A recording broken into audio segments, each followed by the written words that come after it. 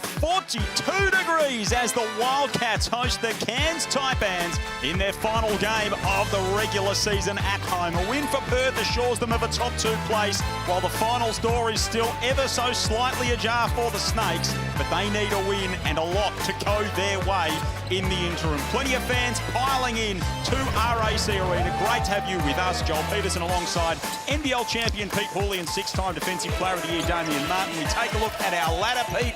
Perth are second, and a win for them is very big, and Cairns are just trying to stay in the mix. We just spoke about it a little bit, and it was all about how important this win is for Perth because they've dropped 2 in front of their home crowd, and they want to continue to build this fortress up. I thought they did a really good job of it so far this season. The 2 they've dropped because Tassie winning comfortably, they've got a better percentage, so it's all about Perth getting 1 more to lock away second spot. They've lost 2 of their last 3, Perth, and John Rillie, of course, that turnaround mid-season. He wasn't particularly pleased with them after their last time out against New Zealand, saying, you know, it's a great reality check before the playoffs. We're just not playing at the level we're accustomed to. I told the guys, you're never as good as you think you are, and you're never as bad as you think you are. We've got to find that with 3 games to go. The 3 they've got to go, Cairns tonight, they're at Illawarra, they're at Tassie. It's a pretty tough road home for the Wildcats, and they need this man to get going, Bryce Cotton. Well, they do, and again, he's been headlined for a couple of weeks now. The attention he's going to get off the ball, it's always going to happen when you're the greatest player we have in the competition, and I think it's going to be interesting to see the way Cairns go at it, because you definitely look at the way that Bull Cole likes to attack him, and Bull Cole likes to get very physical, but this is how a lot of teams have been trying to guard him, and to be honest, I think Illawarra did it differently in terms of that contact off the ball, but the way that Illawarra did it was as soon as he caught the ball, he just saw a wall of jerseys, and it was like, okay, someone else has to beat us. You're playing 1-on-5, get the ball out of his hands, and other things will happen to take care of it. Well, I think they fell back into the trick, or not a trick, the laziness of just saying, we've got a superstar, let's give him the ball and let him go and create. But that felt like he really was going 1-of-5. And they lost 5 games in a row early in the season as a result of that. What they did to make changes with all of a sudden they started using Jesse Wagstaff to go and set drag screens. They started using Bryce to start below the ring and use curl cuts, flare screens. He started getting some backdoor cuts for easy layups. But they need to use him in a different number of ways so they can score in an array of ways. Don't just give him the ball, let the defense load up, and then force the superstar, force the greatest Wildcat of all time to go 1-of-5. That is not going to win. Taipans are on a 3-game losing streak. Adam Ford and his team have got a little bit of work to do, and they need to keep themselves out of foul trouble. It's been a problem for them all season, Pete, and with Bull Quoll, he's been that matchup on Cotton in the past. He needs to keep his nose clean. Well, he's the one, yeah. Taron Armstrong's had some trouble to Jim McCall in terms of foul trouble, but Bull Quoll's the one who sets the tone in that, especially in this game. And to be honest, last time these 2 teams played, he didn't go to Bryce straight away because of the first matchup where he picked up a foul in 12 seconds. So interested to see off the tip who goes to whom, but in the end, Bull Quoll's going to be that defensive tone setter. If he gets 2 fouls and has to try and take a step back or subs out of the game, Cairns are a different defensive unit. Yeah, absolutely they are, and there's been a bit of frustration boiling over with them in the last little while. We've seen it's just not going their way. There's been some physicality and some roster change, some starting lineup changes as well, but the season just hasn't panned out the way they would have liked. No, it certainly hasn't. They've got one of the best coaches in the league. Bull Quoll is one of the best 2-way players, but everybody has to be on the same page to get the best out of their teammates, out of their style of play, so that can result in some wins. And there has been some frustration boil over. This time of the year, that's when they start to vent all that pented up energy when they know it hasn't gone the way they would have liked to. Their best is very, very good, though, the Cairns Taipans. We know they can deliver that against some of the best in the competition. Let's send it courtside. Completing our team tonight, Kelsey Brown and Annalie Maley. Welcome, Kels. Thanks, Joel. Great to be courtside here with WNBL MVP Annalie Maley. Annalie, what are you liking with Perth tonight? I'm really excited to watch Keanu Pinder, the form that he's in, going into the finals. Bryce Cotton do Bryce Cotton things, and this crowd is absolutely pumping. For Cairns, they need to find some points across the board. They had only 2 players in double digits in their loss to Tasmania, one of them being Taj McCall, who's coming off the bench again tonight. He certainly is, Kels. Thank you. So Adam Ford sticking with that starting lineup for Cairns. We'll take a look at our starting lineups for the Wildcats. John Rillie, he's had a pretty stable rotation over the last little while. Of course, Webster, Doolittle, Cotton, Harris and Keanu Pinder out there for the home team so far this season. They are 9-4 in this venue, their last regular season game here tonight for the Wildcats. Still no Tajir McCall coming off the bench, Pete. Yeah, not surprised. And again, you look at the last couple of games they've played, and we'll talk about it as the game goes on, but the game against Adelaide was the one that stood out for me. The way that Cairns like to play, one of the better defensive teams in the competition, and And he got blown by, I think, like 3 times in the first quarter. And that doesn't the sign of the team that's trying to fight for their season. So I think there's a bit of a message being sent there. Interesting to see when he does check into this game, Tajir McCall. Miller, Armstrong, Wardenberg, Clinton, Quoll, the starting 5 for the Taipans, who need a lot to go their way from here, but they remain a mathematical chance. And the Wildcats, we know that their finals destiny is assured in terms of their presence, but their place is still up for grabs. They need a lot to go their way to finish top. They need a miracle. Tassie with a big win over South East Melbourne in the early game, just putting a little bit of pressure on them for that second spot. Taipans open us up. Clintman from straight away. A little bit strong. And immediately a foul underneath on the rebound. Tell you what, if that's a ball Quoll, there he goes on Taran Armstrong. No, likes to get in there and get some rebounds. Ball Quoll immediately looking around saying, it can't be me. It can't possibly be me 16 seconds in. Heart rate would have gone through the roof for Ball Quoll. Gets away with one early. Keanu Pinder, terrific last time out, of course, against his former side. 21 and 15 against New Zealand last Sunday. Ty Webster kicks that one out of play. Got to answer. Damo. Ball Quoll's going to chase around Bryce Cotton. Probably Clinton with the help and the switch at the end. And again, I don't think necessarily that the last couple of games for Perth is a bad thing. If they turn the corner and get back to the way they were playing, if they get Keanu Pinder to continue at this level, and other guys can take some pressure. Oh, let's see. Wardenberg welcomes himself to the jungle. It's a nice two-hander straight down the lane. The gate's open and he saw the ring and did the rest. But there's a lot of movement on that first play. I spoke about it before. I want to see Bryce Cotton coming off multiple screens, working hard, and then he will always give up the extra pass if he's getting double-teamed. We saw Webster try to get on the ring. Some great hands led to a turnover and a deflection. But if they play as a team, everybody spaces the floor, they continue to move, they're much better at the offensive end than when they remain stagnant. Nice pass from Pinder to link up with Webster. Tied away at 2 after a minute as Armstrong gets all the way inside. He's showing some real flashes. Yeah, great take from Taran Armstrong. Just get better as the season's gone on, hasn't he? And here's the Harvey Norman replay. Sam Wardenberg. That's just an overzealous closeout from Hiram Harris, but Sam Wardenberg said, thank you very much, I'll get upstairs. There's no need to close out right now with his struggles from the 3. Hasn't had the season he would have wanted, Sam Wardenberg. Offensive foul here, going on Ty Webster. Wardenberg struggling to shoot the ball this season, which was such a big part of his campaign last year. 23.5%, of course, the next-gen player last year in the competition, and just hasn't found that level in NBL24, but he's sticking around in far north Queensland and hoping for big things out of him. Got big things out of Miller recently, and the turnaround goes. It's the second time they've run that play. The first time Miller gave it up for an open look to Clinton. This time he's backed himself in, so expect many more post-ups throughout the course of the game. It's going to count. You hear it there.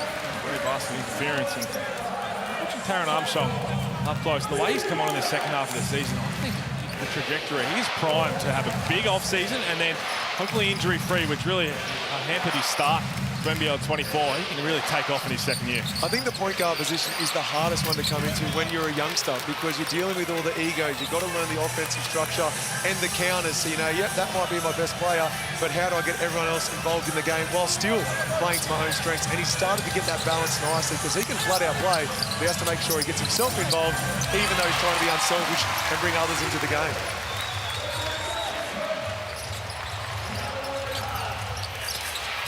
Two-point Snakes lead early. Little Harrison Webster on the board for the host. And a big crowd in here at RAC Arena. Clintman fading away. He's fouled. They're doing a great job of flattening the defense. They're really going into the block regardless of who the player is. And then they've got 4 guys spacing it, so it's 4 out, 1 in. Years gone by, that meant 4 guards and then your centre. Right now we're seeing a combination of a number of different players posting up. Yeah, I think they're not afraid to post everybody up, right? Taran Armstrong's posted up in the past. He's got a little bit of size on him, but Pat Miller's got probably the most size. But this has been a good start, an interesting start from the Taipans, just to really post everybody up but the traditional big man. How would you have dealt with Pat Miller in your day, Damo? Oh, light work. Mate, just look up. There's a rafter up there. Jersey up in the rafters for a reason. I'm glad it's up there and not me running around on the court with Pat Miller. He's as strong as a guard as I've ever seen play in this league. Here he is bringing it up the floor for the Taipans. They're out by 4 early stages. Wardenberg getting inside and getting it to go high off the glass. The pace that the Taipans are playing with, right? Even if they're getting into the post, it's very quick. Real side-to-side action. They just know what they're trying to get to, and there's a really good start for Sam Wardenberg after the dunk he had in the first minute. I think it's a really positive sign, as we said. Taron Armstrong for next year, and then Sam Wardenberg re-signing. We know we've mentioned his struggles, but to have that kind of young core to build around, and give them that confidence going forward, I think it's a good position for Cairns to be in. Yeah, you get the imports right when they bring back the current imports or bring in some new ones, bring in another next star. We see Clifton go to the NBA. Those core Australians that they will retain, they are incredible players to build around. Great find from Ty Webster. Hiram Harris underneath. He leads the Wildcats with 4. Miller and Wardenberg each have 4 as well on 2 of 2 shooting for the Snakes. Bull Quoll getting one up. That won't go. Ty Webster in the open court. He's shown some range times this season. Alex not to display it there. Webster from the mid-range can't go. Let's check in courtside with Annalie Maley. You guys were saying before they're making it a thing to post up. Hold on. Here comes Pinder.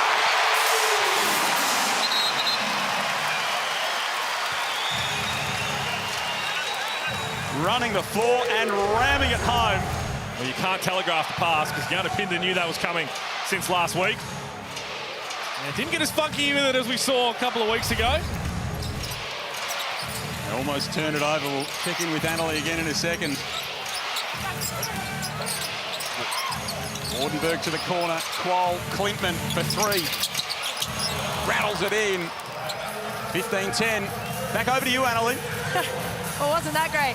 Hey, I don't know if you guys realize this, but it's not a random post-up. They're posting up Ty Webster every single time. It's not just going at anyone. So far, it's been 5 possessions in a row now. They've gone at the post at Ty. Here's Pinder in the corner. Comes the breakaway dunk, misses the 3, and Doolittle rips it down and puts it back in. That's where you claim that was an assist, an air ball to one of your teammates who scores. Had plenty of those. What a start for Sam Wardenberg. The confidence, and even if that had missed, that's what Adam Ford wants to see. Speaking to him pre-game, he doesn't care if he misses 20 straight. If you step into it with confidence on the struggles that he's had, good things are going to happen. You're going to work your way out of this. He's still only his 2nd year. Good drop-off pass there. Right now, defense is a little bit optional, which I can see you're just shivering in over here. You don't like that? Well, it's fun watching Bull Quoll. He's not playing any help side defense whatsoever when he is guarding Bryce Cotton. It's essentially a 4-on-4 game with team concepts, but then it's 1-on-1 when it comes to BC and Bull. Bobby Quinlan spotted one that looked like they were wearing a Cairns jersey in the crowd. That's what I'm talking about, right? Just catch, went straight up to us. Gianna Pinder sagging off, and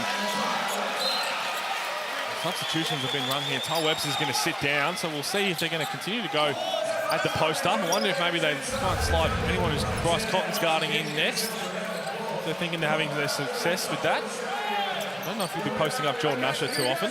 You mentioned Wardenberg when he got that down the lane easy dunk, and when you see an easy 2 points go through, it does different things with your mindset. So now he steps into that 3-point shot, feeling quite good about himself. So he's really got to nail the scout from the start, because if that was the first look he'd had, was a 3, who knows whether he shoots it with the same level of confidence. Here's Doolittle with 8 on the shot clock. Exploring the defense, getting all the way inside, just can't get the finish. And Armstrong's pushing the pace again for the Snakes. Quoll in rhythm. Bang! Bottom of the net for Bull Quoll. And the Snakes have come out with a bit of bite. They lead by 7.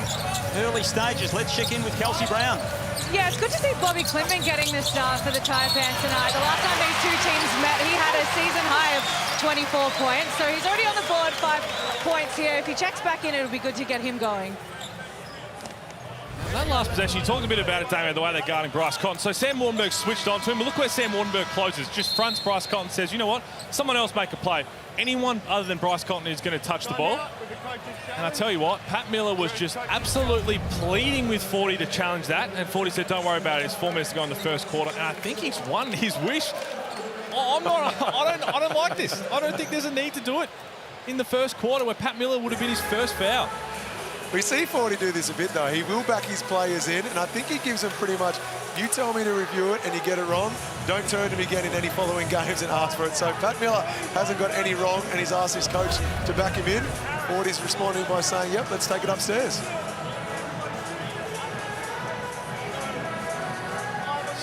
Taipans challenging the reach in on Miller. I think he's got a pretty good case there.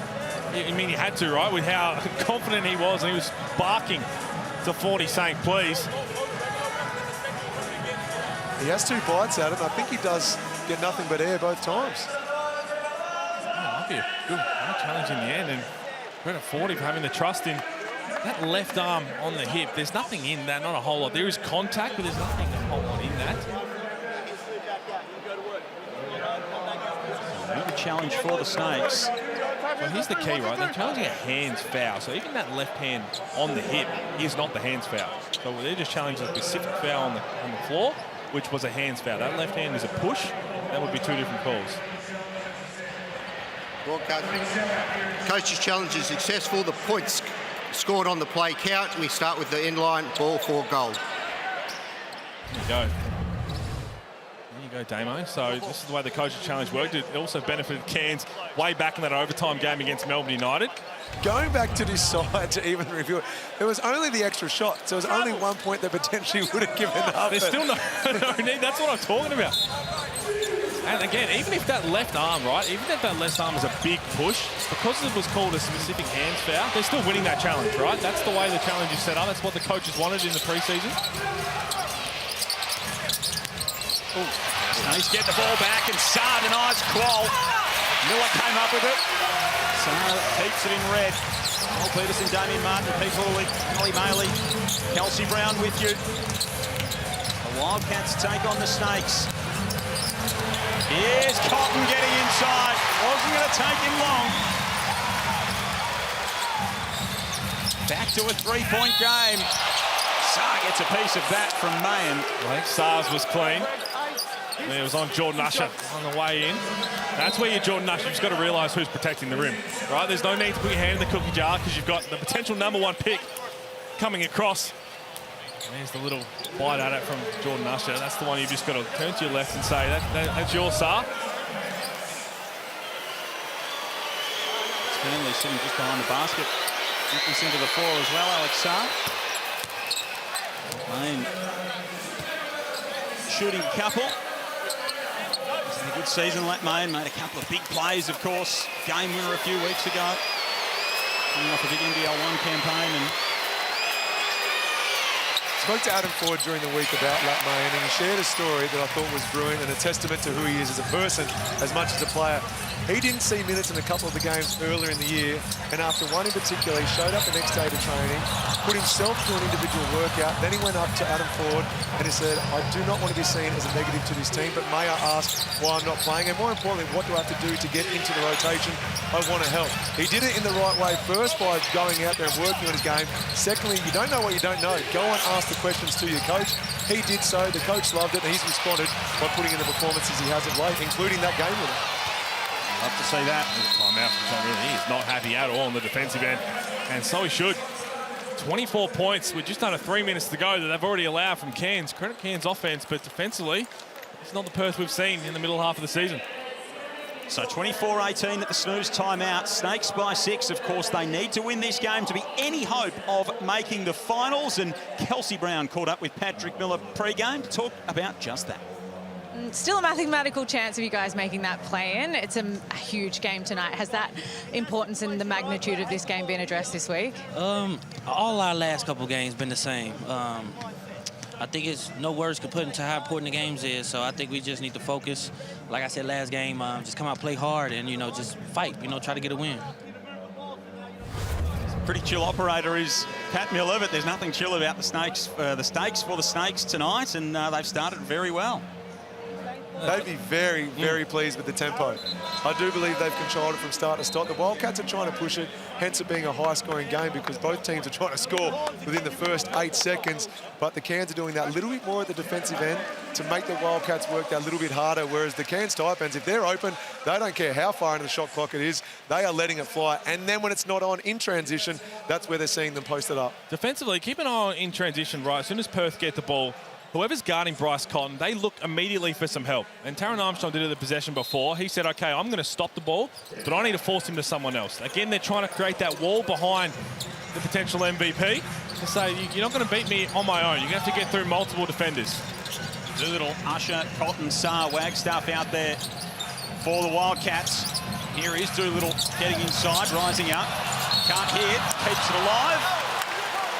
Ball underneath. This is what I was going back to, Dane, when I talk about this is not a potentially bad thing for Perth, right? The way the teams are guarding Bryce Cotton right now. You want other guys firing leading into a final series and the postseason. Keanu Pinder's coming off some really big games, and where else is your offense going to come from? And that's the key right now. Christian Doolittle can be a little bit more aggressive. Alex Saar, we know he's going to come in and make a punch, but I also think it's an opportunity that if this does go on, Corey Webster comes in. If you need some points, he's a pro, he's done it his entire life, he's a bucket getter. Get some easy points for you. Marching back to 5, of course, John Riley called that timeout a couple of moments ago. Annalie Maley, what did he have to say? He was preaching urgency, and you see they came out of that timeout and got a couple of O-boards. He wanted to find a way to come up with the ball, but in some more colourful language, urgency. Taj McCall into his first minutes of the game. Drop-off pass was nice to Gack, couldn't finish. McCall goes up with it again, neither can he, and Saar goes the full length of the floor to Wagstaff. Well, it's not often you get some cherries that far in the background and you don't go upstairs and dunk it. That was paying 100 to 1 from 2 dunkers. I love Jesse Wagstaff, but that was always going to be a backboard tap at best. There's no way he was close to the backboard on that. A net grab. Armstrong stepped out of play there as he was trying to flip it behind his back.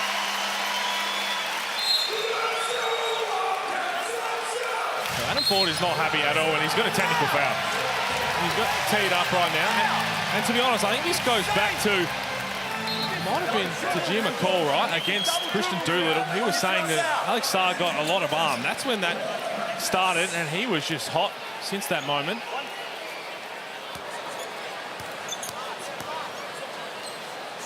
Cotton with the technical free throw. 90% on the season from the stripe is Bryce Cotton. The gap is back to 1. Cairns led it by 7 earlier in the quarter. Let's have you with a second leg of a Saturday night doubleheader. Tassie with a big win earlier this evening. I love this from the Cairns Taipans. They're picking up full court on every possession that they can, whether it's just on the point guard, and that time we saw Alex Saar bring the ball down. He had his player. Friendly roll, friendly roll. Oh, man, I'll just, how high? Alex Saar, ready for the tip dunk. Wildcats back in front. Saar almost got a piece of that from McCall, but he was good enough to float it home.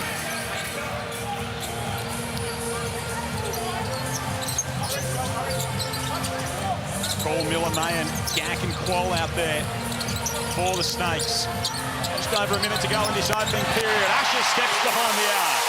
Back to your point, Hawes, they do need someone they can step up and rely on, and it might be Jordan Usher. The first game of the season, we saw him have just an incredible debut here with 37-plus points. But who is going to be that consistent second scorer? It's been Keanu Pinder more often than not, but going into the finals, you tend to get away with being able to play more physically at the defensive end.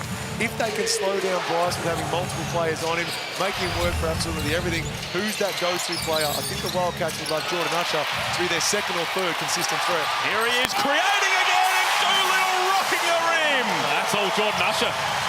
Putting on the defensive end, and Christian Doolittle just out-sprinted everybody. It's going to be a big few days for Usher. Jordan's doing it nicely here at RAC Arena early stages. Is that a Super Bowl reference? That is a Super Bowl reference, Pete. Had to sneak it in there. Gack upstairs off the pass from McCall. Yeah, good awareness, good position. Gack had the mismatch. So, a high-octane opening term here at RAC Arena. Half a second difference shot in game clock as we wind this one down. And the rock in the hands of Bryce Cotton, who loses it. McCall pokes it away. He's got Clintman in support, goes himself and scores. Ends the first term in fine style for the Taipans. We're tied at 30. Just that pressure, the full court pressure you said, Damo. Unforced error, but that's what happens when you've been picking up full court all quarter long. Well, we're on pace for plenty of points tonight. The Wildcats and the Taipans, they cannot be split at quarter time. 30 apiece in the jungle.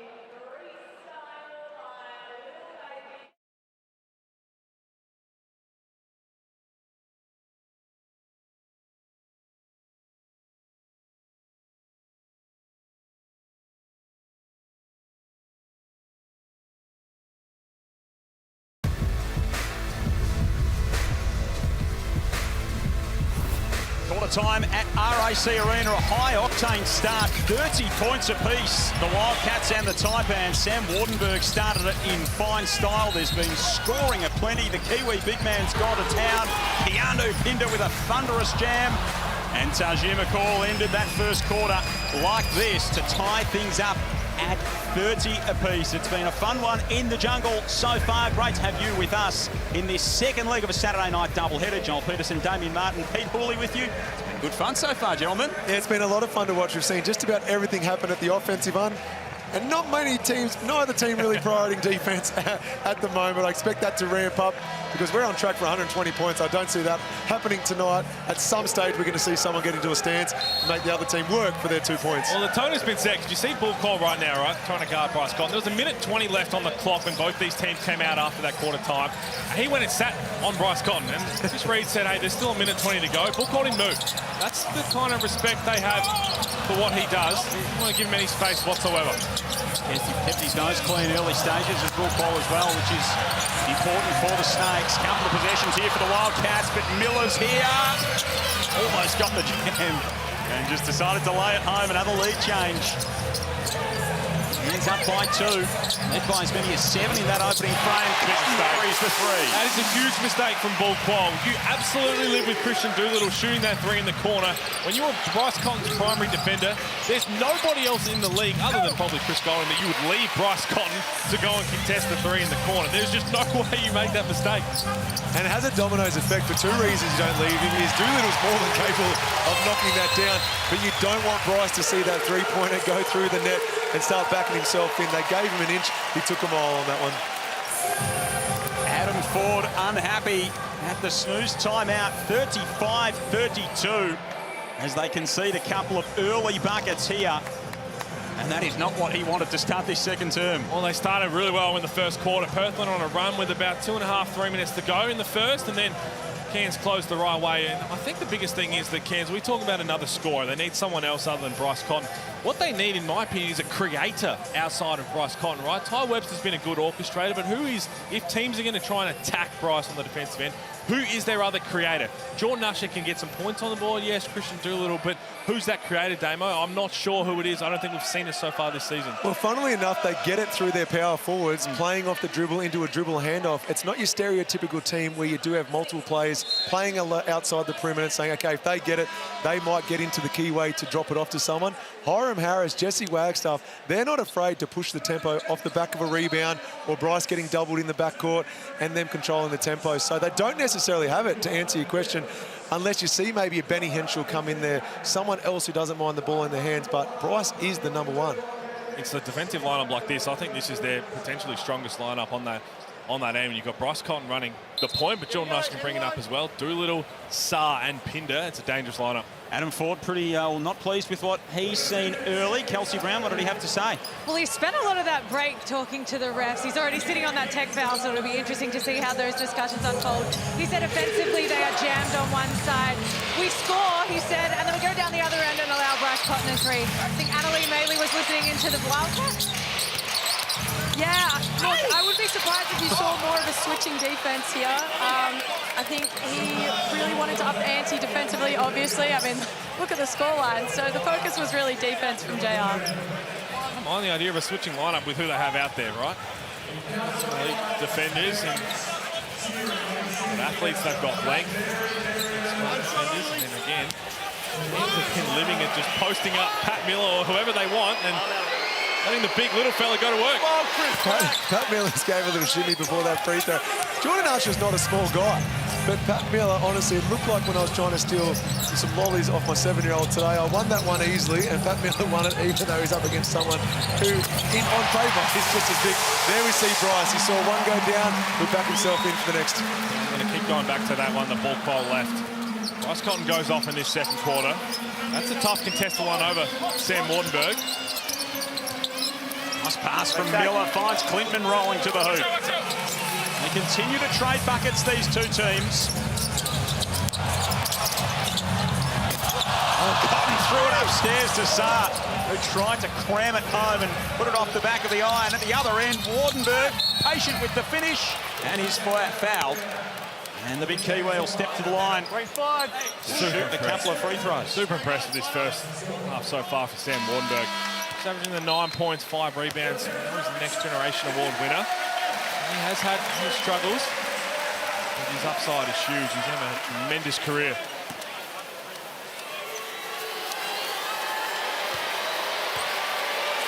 So he can put the Taipans in front here.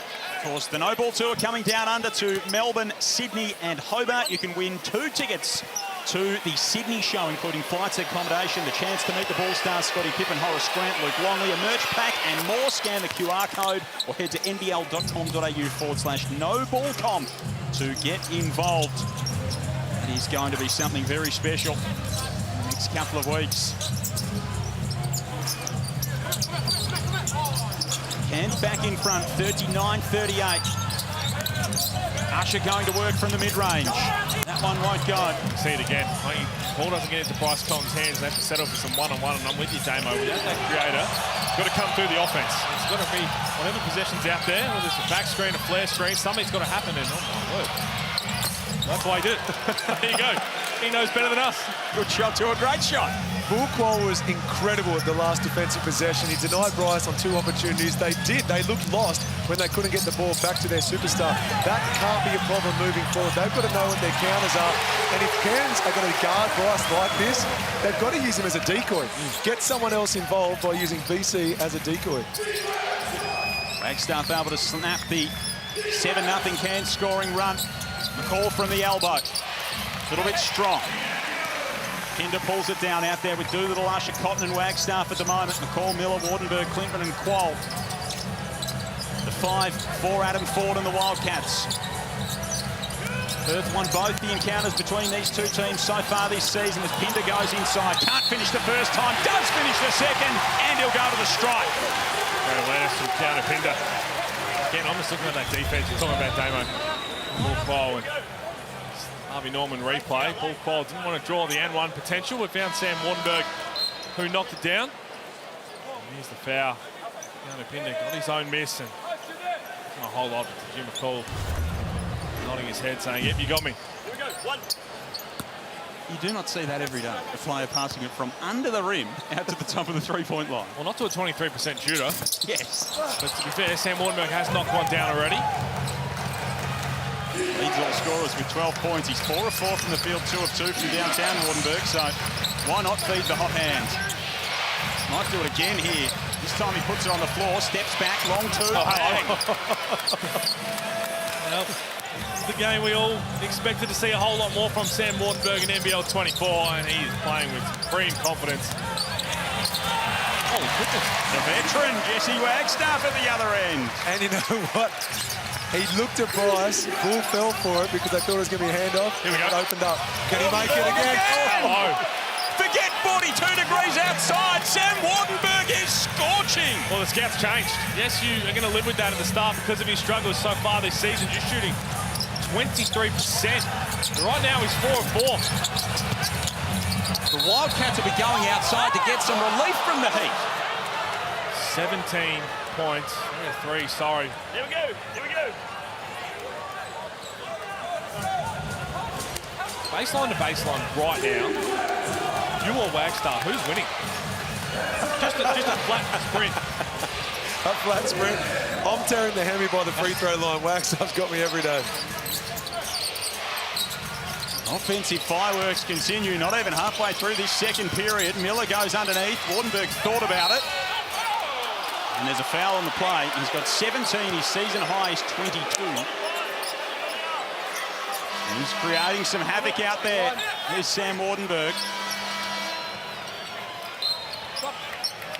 In part because of that, we haven't seen Sam Menenga as yet at all for the Taipans. Again, you think about what they can build, right, with Cairns going forward. Sam Wardenberg gets back to knocking it down as Cairns Pinder.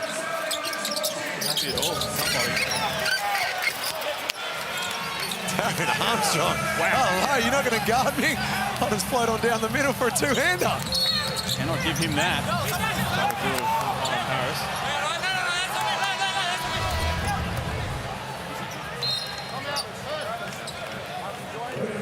Here's Armstrong rolling down the hoop and finishing that one off to hand the Taipans a 5-point lead. But it needs to be consistently at this end. And we aim for consistency. I know, but let's do it. John really having plenty to say to the referees. His side trails by 5, 44-49, and he caught up with Annalie Maley pre-game and talked about Keanu Pinder, who's been in red-hot form. Talk to us about how important Keanu is to this group and his performance over the last couple of games. Yeah, look, when we brought Keanu into our roster, we felt like he was going to be a very important piece. And I think over the last couple of weeks, 3 weeks, you've seen the importance and just the way he can impact the game at both ends of the floor. He is that creator that you spoke about earlier, Damo. He does a little bit of everything, but his scoring form, his rebounding form was tremendous last week, playing almost a lone hand. 21 and 15, he was absolutely brilliant in a losing effort. But you just know the energy is always going to be there. So regardless of whether he's getting rebounds or putting the ball through the hoop, you know he's going to give his all every single possession, and it's contagious. You are a better player when he is out on the court because he brings it out in you. Otherwise, you look silly if you don't match his intensity. Keep an eye on, so when Pinder got subbed out of the game about 40 seconds ago, he was pointing down towards the Cairns bench. It was either the Cairns bench or just the bench that we're on. Very unhappy. Now he's walked back to the locker room. So Corey Webster went over to almost try and sort of calm him down. Whether someone said something to him, and I'll get some more on that, but he wasn't happy at all. Follow that one up. Here's Miller. That one's a little bit flat out of the hand. Pinder heading back to the locker room. Keanu's not a hothead either. That's what I've known Keanu very well. It was very encouraging to see. There's a point and some words being said for a good 7 or so seconds as he was making his way to the bench. Wagstaff, that's pass to yourself. Oh, now hits the floor, gets tangled up with that man. Ball's in there having a few words.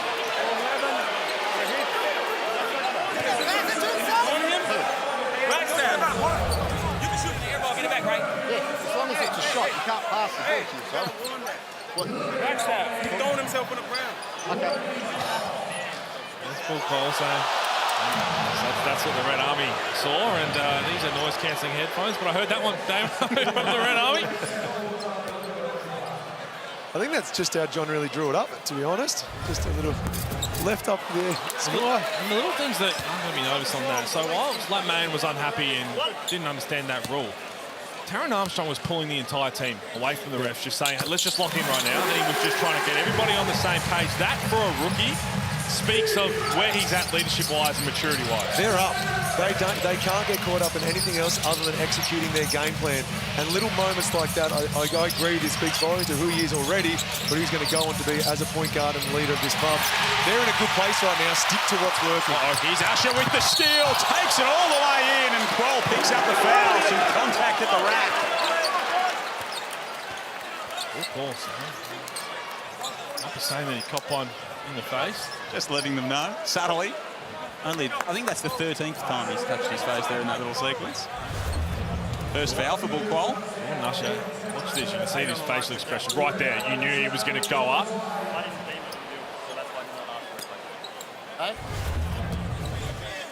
I love that. No easy baskets. Bull Quell sending a message there. He's played with physicality the whole game, managed to stay out of foul trouble, and he thought this one is one I'm willing to give up. Usher provides energy, we know. Created a couple of things defensively tonight, which has been great to see. Misses the free throw, and Cotton's able to recycle the possession for the Wildcats. Down by 3. Taipans led by as many as 7 in the opening term. Had a handful of lead changes throughout. Another turnover for Perth. That's 6 so far in the game. 5 for the Snakes. Mayen steps into one. Left it a little bit short. Fight for the rebound. Doolittle wins it.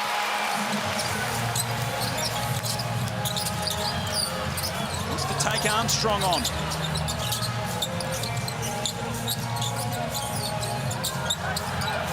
Usher got tangled up with Wardenberg. 6 on the shot clock now for Cotton. He tries to go himself and gets a whistle on the way through. There's 2 flat-footed there, Miller. Bull Quell's working his bum off to make sure the Bryce is working for everything, but you can't be flat-footed. Even if he stops and pops on the spot, then you've still got Bull who's going to contest that 3-pointer from behind. Miller has to be in a stance and not allow a blow-by or a foul and send Bryce to the free throw line. A little bit more defensive intensity in this second term after a 30-30 opening term. These two sides could not be split. Of course, the Wildcats playing to keep their hopes of second position alive in this season. Down by 2 at the moment, 47-49, make it 48-49 as Colton cans both free throws. More so than anything, they just want to get back on the right track. Yeah, we can understand one loss to Illawarra, okay, but you back it up to losing against New Zealand. Anthony Lamb went down. A good defensive possession. That's their best defensive possession probably so far in this game. They're out and running. Cotton finds Doolittle, makes his way into the paint, has it poked away. Nice defense from Mayen. Missed Alex Saar. Yeah. You just got to throw it up anywhere and trust that he's going to go and get it. Adam Ford doing star jumps on the baseline. Wardenberg finds Mayen, too strong. Wardenberg rips it down, puts it back up. He cannot miss. Well, guaranteed to miss his next one now. Thank you, Joel. 7 of 7 in the first half, 19 points. Standing start for Sam Wardenberg. Usher, baseline to Doolittle, nice find. Now here from Adam Ford. And those are the rotations. That's the offense you're talking about, Damo, that this is how they're going to guard Bryce Cotton. They're going to do it as a collective, and there's Sam Wardenberg over Christian Doolittle. That's no easy feat. He's having himself some half. It's an incredible finish, but these final 2 minutes 52 are massive for both teams. You want to close it out so you're walking into halftime feeling full of confidence and self-belief.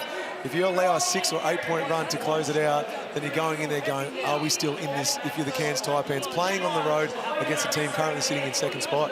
So Wardenberg's got 19 on 7 of 7. Of course, the Cairns Taipans still playing to keep their finals hopes alive. If you're a Taipans fan, you can jump on the NBL app, get to the new ladder predictor function. So hit the menu button in the top right on the NBL app. You can get in there, pick the winner, pick the margin of every game in the run home, and see how the finals could pan out with the Mitsubishi Motors ladder predictor. Head to the NBL app to give it a try now. It's been a nice little addition. Hasn't reduced my screen time this week, it's fair to say, but it's been good fun to put all the numbers in there and see how they can be crunched. Yeah, it's a great little addition. Looking forward to using that for a long time to come. Might be hard for you to find time to use that demo between. You married someone earlier today, didn't you? Yeah, I did. Shout out to David and Annette. Beautiful. As in beautiful couple. You officiated 2 other people getting married as opposed to you marrying someone else. Yeah, no. Shout out to my beautiful wife, Brittany, at home. You're still the only person I'm married to. I was the wedding celebrant today, and then the boys made fun of me because I've gone from my wedding attire into what I'm currently wearing. They said, "Where have you been?" And you haven't changed. That's the beauty of the jobs I have. It's great to see an NBL pin rock up at a wedding every now and then. Yep. I just thought that was an important clarification, just for Brittany at home. She's just fallen off the couch. I'm in the doghouse now. Taipans by 1. It's been good fun this opening half. 51 to 50. Maybe not so much for the coaches who want to see a bit of defence, as Mayan is fouled by Ty Webster, who can't believe it. Well, Chris Reid, you could hear, he said you came in when he was trying to land. John really doesn't like it either, but Ty Webster just checks back into the game for the first time since the first quarter, picks up his 3rd foul, and they went straight at him, put him straight in the post. Annalie pointed out early in the first quarter that 5 times in a row they went and posted up Ty Webster. I actually haven't seen it as a defensive deficiency in his game, but Adam Ford has seen something in the scout video to say, let's go and post this guy up and see if we can get some points on the board. And so far, you've got to say it actually has worked, either in points or putting him to the bench through fouls. Other teams just looking at how this works going forward. So 2-point lead to the Taipans. Speaking of Adam Ford, let's check in with Kelsey Brown to see what he had to say at that last time out. Well, speaking of scouts, he was very focused on allowing them to just check into the scout, make sure that they're reminded that Bryce Cotton is the focus for them. Annalie? JR really wanted to focus on the glass, the talk, and the trans-D. He said they're getting lost, not communicating to each other, and he wanted to hear the noise as they're coming down the floor. Kelsey Brown and Annalie Maley courtside with us this evening. Joel Peterson, Damien Martin, Peter Hawley, the birthday boy, Felix von Hoff here at RAC Arena as Hiram Harris hits the hardwood. Yeah, and they made Alex Sarr make a play. And if you go back before Adam Ford called that timeout, they got the ball out of Bryce Cotton's hands, but Christian Doolittle, I think it was, who finished because they played through their offense. If you're Adam Ford in that message in the timeout is, that's fine. That's the way we want them to play. You want to beat us with somebody else other than Bryce Cotton. And if they score on it a couple times, don't be deflated. Stick to what we've done so far in this first half. Bryce has still got the 11 points, but it's off the back of being so efficient because he's only had the 4 shot attempts. You do live with the 11 points in one half of basketball if you're 40. You wouldn't live if you'd had 10 good looks at the basket so far. I don't imagine they'd want to change anything defensively going into the second half. And if anything, they want to try and make it even harder for Bryce and see who will be the person stepping up. So far, it's Doolittle, but with foul trouble to Ty Webster, who else can control the tempo, put points on the board? And Harris at the free throw line, misses the first, Cairns the second. Started 18 of his 25 games this season, of course, stepped into the starting lineup for that win over Adelaide, and the Wildcats were 2-5 to start the season. What a turnaround it's been since then. 16-9. They are now Perth in second spot. The Taipans 11-15, the door ajar. Wardenberg from outside. Pete Hawley chalks that one up. To you. Thank you very much. So what is he now? A lowly 7 of 8, Sam Wardenberg for 19 points. He's had some kind of first half. Doolittle going baseline, working on Mayan. Trying to tie it up at 53 apiece. Can't get it the first time, reaches over the second and was fouled. So good at that. Christian Doolittle using his strength to get his own miss. And they're only going 8 deep in this first half. Even with Ty Webster, now Bryce Cotton having to run a bit of the point. Jordan Usher, a bit of the point. No Ben Henschel, no Michael Harris, Corey Webster. 3 fouls on Lat Mayan. Wildcats in the bonus from this point forth. A minute 36 to go in this second period. Outstanding free throw shooter, Christian Doolittle. 37%. Quinman, Josh Roberts Anderson on the bench. And that one's me. You're better than that. Little. Hit the free throw. See if I can try my luck from downtown. That one was a little bit strong. Oh, what a pass. Oh, underneath to Gak. How's that gone down? AK Gak. Well, this is a phenomenal pass from Taron Armstrong. And AK Gak. It's going to counter for a goaltend. No, went in anyway. Yeah, just Run the end line here, Alex. Bit of spring-loaded action out of the rim. impressive dunk, but that vision from Taron Armstrong, and by a vision, I mean a step ahead. Taron Armstrong knew he waited till the last second before his feet came down. He was going to have that drop-off pass. And Right, we're going to go all the way back. everyone had that comparison at the start of the year, Josh Giddey-esque, but that's why. It's that vision to see the plays before they unfold. Here it is, Damo. Just trying to do the diversion, and right before the ball, his feet come down to drop that off to his big fella who put a lid on it, not conventionally, but it still counted. Everything about that possession was impressive. The defense wasn't that bad, it was just it was better offense, and he just waited till his teammate was in the right position till that gap opened between the two defenders and put it on a dish for him. In close proximity to Alex Sarr, who we know is headed to the NBA. Do you think Armstrong could fit in at that level, Pete? Oh, I think eventually, absolutely. That's the praise on him all coming through college. We forget that this would really be his junior year in college.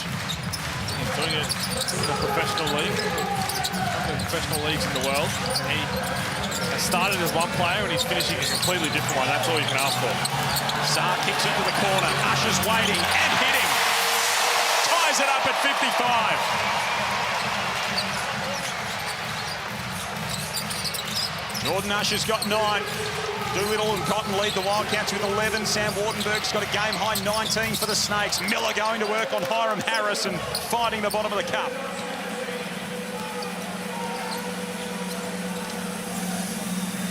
.35 seconds to go in this opening half. Sarr rolling downstairs. Hello. I think we've got a San Antonio Spurs scout in the crowd. If I'm correct, he would have loved seeing that. Cleveland's Kobe Altman in the building as well this evening. So plenty of eyes on that young man, and for good reason. 2.5 second difference, shot and game clock. Pat Miller, time winding down. Long two, can't connect. Time for the Cats. Oh, they fumbled it out of play.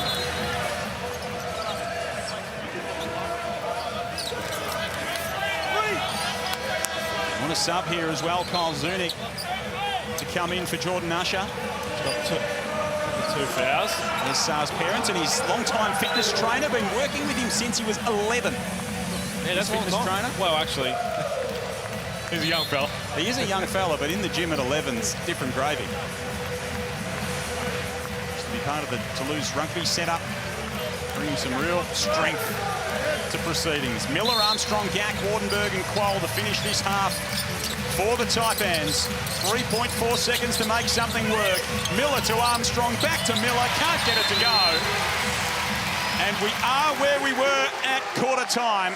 30 apiece at quarter time, turns into 57 apiece at halftime between Perth and Cairns. If you're a defensive enthusiast, this is not the game for you. But if you love some high-quality, high-octane basketball, it absolutely is. There's been plenty of scoring going on in this first half. Both teams on pace for 114 points. Sam Wardenberg has been leading the charge. He's with Kelsey Brown. Well, Sam, it couldn't get any tighter going into the break level with Perth. How have you seen the first 20?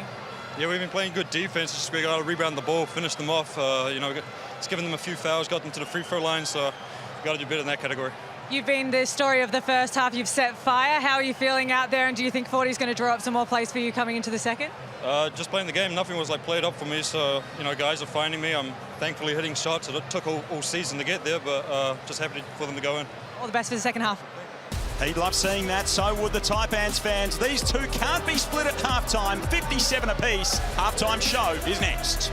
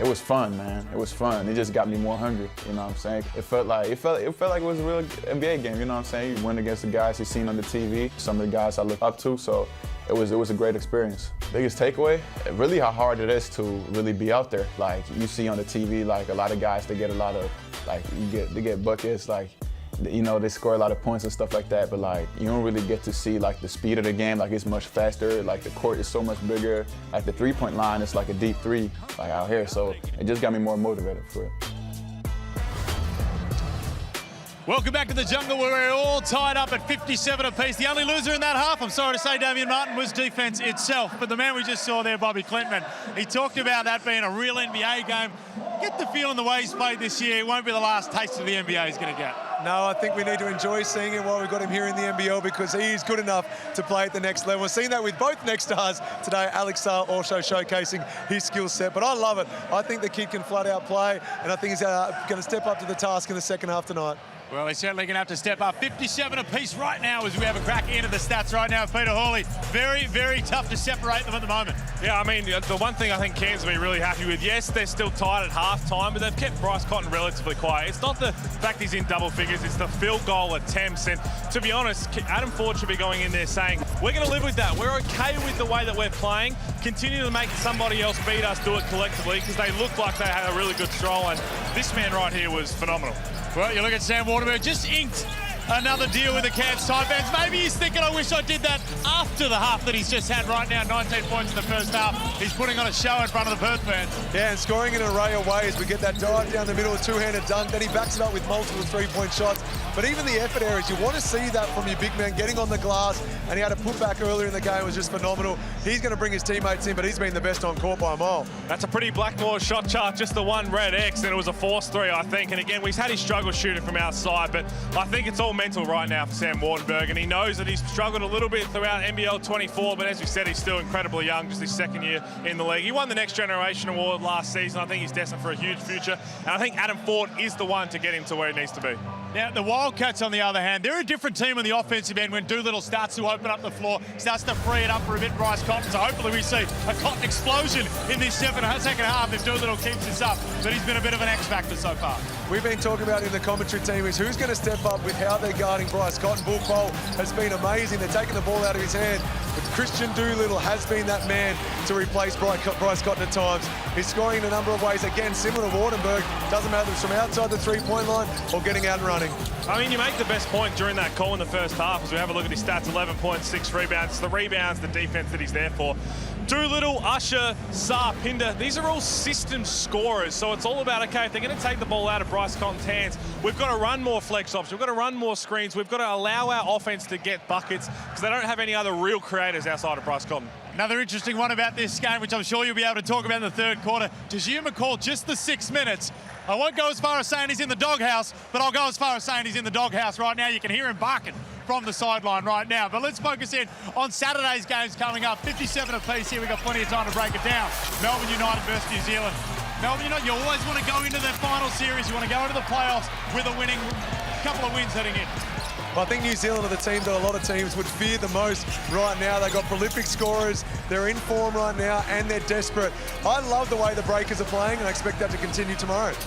This is the one that I'm looking forward to, though. Sydney Illawarra, the rematch from Christmas Day. Talk about big brother, little brother. AJ Johnson, dunk of the season last week. That was enormous, but Sydney need that more than anything, and I think Illawarra would love nothing more than spoil the party. Well, Illawarra certainly want to spoil the party, but Damo said it best. Never underestimate the back-to-back champions, and he knows a thing or two about that. We are locked up at 57 apiece. The Perth Wildcats, Cairns Taipans, second half up next.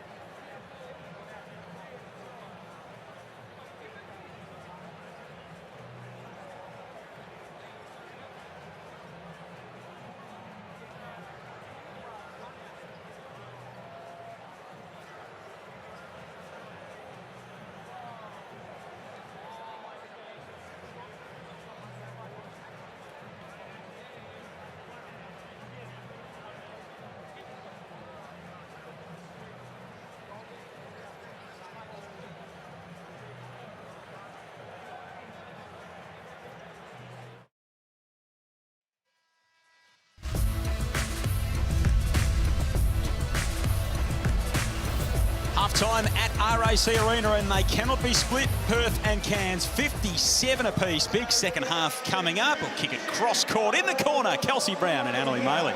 Well, an intense first 20 minutes. Annalie, how have you seen the first 20 for Perth? There hasn't been a lot of defense being played, but it makes for a great game. The sixth man in the crowd has been absolutely unreal. For Cairns, Sam Wardenberg has caught on fire. He's 19 points at the half. And a reminder to those watching at home, Cairns need to win these last two games if they're going to stay in finals contention.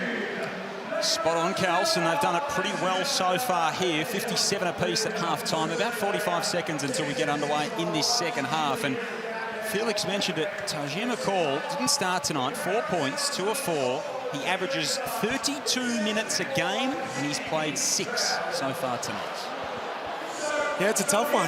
I don't know what to make of it other than there is a message being sent from the head coach. Now, sometimes there's an underlying issue physically. Maybe there's an injury that he's been carrying, but it's a number of games now when he's out on the court, he does seem to be moving relatively pain-free. So there's always sometimes they're trying to hide an injury. Other times it's a message being sent from the head coach, and I think it's more of the latter. Yeah, he has been weirdly distant, I guess, in this game. Going back to watching the warm-ups, one of the last ones to come out, and that could just be part of the routine. And I went back to that Adelaide game and the way that Cairns were trying to play, and this has been one of the most elite defenders we've seen, and the way that he just kind of got blown by, and it was almost like, is that the message that's being sent? Like, hey, this is the style we want to play. We've been playing it all season. Now, you're not going to buy into that anymore and what's going on here. But you look at the way he's played, the 17 points he's averaged this season, 4.5 rebounds, 5 assists, and seeing, this is not the first game, it's not the second game this has happened. So it is clearly that, okay, well, I'm going to play these guys, so we're going to play the right way, and we're going to go forward with that. 24.5 minutes last time out from McCall, and Taron Armstrong getting the bulk of the minutes at point guard so far out there with Miller. The red-hot Sam Wardenberg. And I mean, it's all about Taron Armstrong getting the bulk of the minutes, and what I highlighted in the second quarter was that's what Cairns have been missing right all season long, that person to pull them in and say, look, okay, we need to do this better, we need to concentrate, we need to stop worrying about the rest, we need to stop turning it over. And for a rookie to be that guy, it speaks volumes of where they're going to be at in the future. It also kind of showcases what they've missed a little bit this season. And going back to Tajir, is who does he replace? The 5 they've got out there right now deserving of solid minutes and big minutes because they're playing really well alongside each other and bringing out the best in their teammates. I'm not saying Tajir isn't capable of that, but he's got to take minutes away from someone, and I don't know who that would be with how well these 5 are going. Snakes push it in transition again. Armstrong gets all the way inside and some contact on his way through. So Taron Armstrong going to the line to shoot a couple. 3 fouls for Ty Webster in that first half. 3 fouls for Lat May, and really the only foul trouble out there at the moment. 8 players played for both teams, but also I think we'll be surprised Perth only went the 8 deep, considering the 3 fouls on Ty Webster. We see a little bit of Michael Harris minutes, a little bit of Colin Harris minutes here or there. Armstrong makes the second. Home fans getting a little bit excited, maybe a bit peckish at this stage of the afternoon here out west. Great to be at RAC Arena. John Peterson, Damien Martin, Pete Hooley, Annalie Maley, Kelsey Brown, Felix von Hoff with you. Second leg of a doubleheader, big win for Tassie earlier tonight. Cotton can't get that to go. Harris pulls it down underneath and had ball pole draped all over him. Well, that's his 3rd now, so now Fordy does have to make the decision. Do I leave him out there off the back of how well he's guarding Bryce Cotton, or do I have to give him a few minutes so I'll have him for the 4th? Well, he's had trust in him in the past, and I wouldn't say he's always given him a reason to. This is his 27th clearance ball qual. 13 games with 4 or more fouls. He's fouled out 4 times this season. Kinder getting to his right hand. You see him back out there after an early end to his first half. He gets tangled up with Wardenberg underneath. And that's positive right there for the Perth Wildcats. Counter Pinder doesn't get the rebound himself, but just hung with it and caused Sam Wardenberg to spill it. I tell you what, if Bullpole picks up a 4th in the next few minutes, then it's something to keep an eye on, because he's the one who's been going to Bryce Cotton. And if that's not Jim McCall coming off the bench, then, well, there's no louder message than that, is there? Webster surveys the options from the baseline. Cotton trying to make something happen. Hiram Harris rumbles inside. A couple of Kiwis going head-to-head. Wardenberg did enough.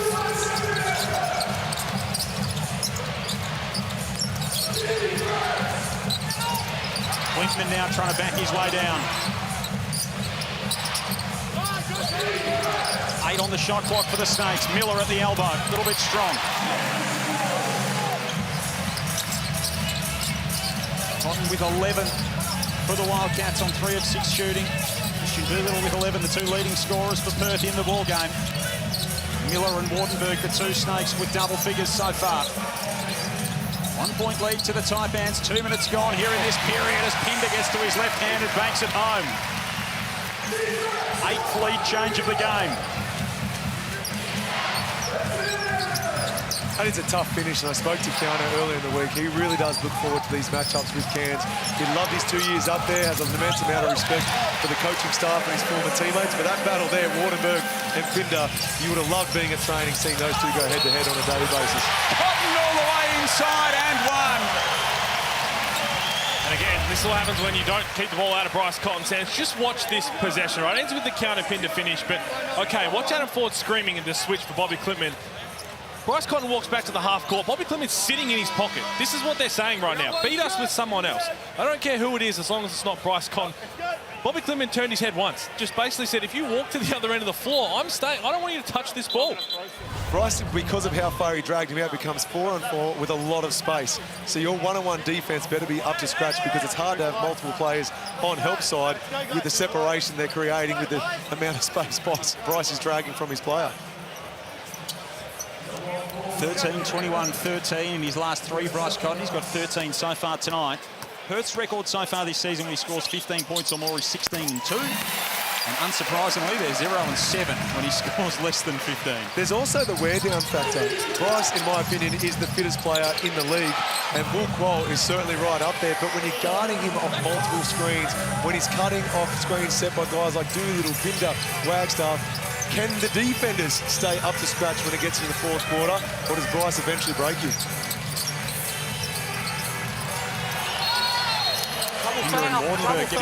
Double foul. You both grabbed each other and pulled each other down. There's a double foul call from Chris Reid. Gold 21, hold. Red 25, hold. And Wardenberg and Keanu Pinder having a bit of a chuckle to each other. Side. Bryce Cotton and Taj McCall having a bit of a laugh as well out there at the moment. And that could be your answer. Bull Quoll goes to the bench. They do bring Taj out there. So 3 on Pinder now as well. Shot clock stays. He's going to have to go to Doolittle, right, because more so because of the size. So Taron Armstrong's got the assignment right now. 11 and 8 for Christian Doolittle, coming off a double-double. Last time out, Webster steps into a 3-ball. Ty Webster from downtown. Huge. Huge for the way they've been playing Ty Webster and going at him. Backs it up. Great defensive possession. Just the 5 points tonight for Ty Webster. 3 fouls. He's making his presence felt when it counts. 5-point lead to the Wildcats. Cotton for 3 more.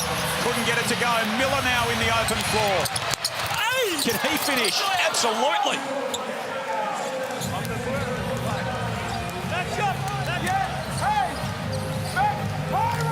Miller's got 15, that lead back to 3. Taipans not going anywhere. Desperation stakes for them. They need a miracle to make the postseason as Pinder and Wardenberg have run into each other again. Take a look at the Harvey Norman replay of Ty Webster splashing one in. That's what they have to do. Other players just have to step up. How much attention Bryce Cotton is drawing. 4th foul there by Ty Webster, so he goes straight to the bench again. Jordan Usher checking in as we just praised the big 3 into the defensive stop, but unfortunately he's going to have to go spend some time alongside his teammates on the bench.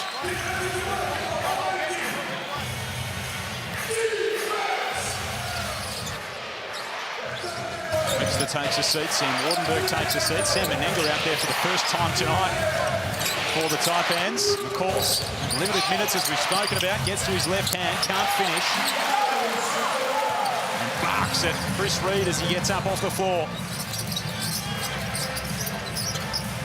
Doolittle, Pinder, Cotton, Hiram Harris and Usher out there for the Wildcats. Usher, pretty finish. Great steal from Keanu Pinder. Didn't allow Menenga to come across and contest that in time.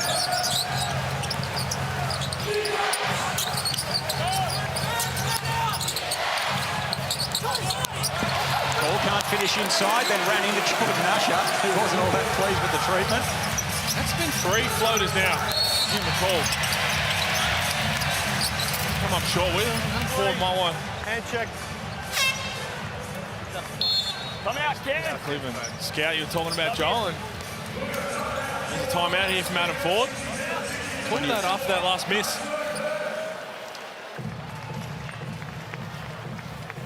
Plenty of interest in this game, of course, from eyes all over the world. Kobe Altman, the head honcho of basketball operations for the Cleveland Cavaliers. Of course, they've shown interest in Wildcats in the past. We know that. Luke Travers with his draft rights heading that way. 67-62 at the snooze timeout. Perth by 5. Let's take a listen in to John Rillie, the Perth Wildcats coach. Defensively first, icing Meninga. Hey, if Meninga pops on the ice, this next guy stunt, but do not commit. Stunt, recover to your own man with Meninga. Once we're in offense, we're blue with the 5. 4s, we're still the same. Hey, side out of bounds, let's go spin. So BC, KP left. Wags, you get to here. KP, move it to Wags. KP, BC, post up out of it, BC. Spin. KP's going to pin down, and then he's just going to post up. BC's doing your dribble handoff with BC. Yeah. Because you're popping. So the continued instruction from John Rillie to Jesse Wagstaff. So Majid McCall taking a seat once more right at the end of that Cairns Taipan bench next to the Perth native, Jonah Antonio, who's not suited up this evening. Just subbed on. Played the 2 minutes, missed those 3 floaters. Adam Ford called a timeout after that last airball floater. Called the timeout, went down the other end, he actually got it, and turned the ball quals there with the 3 fouls and took Jim McCall out. So you said, Damo, a potential message, I think, pretty loud and clear.